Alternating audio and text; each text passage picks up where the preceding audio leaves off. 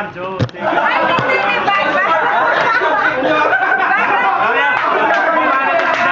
Ikaw naman, ikaw naman.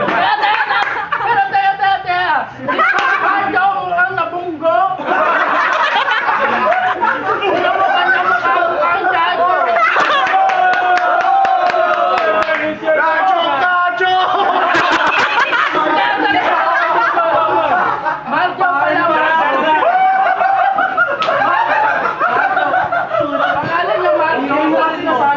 Isarin mo.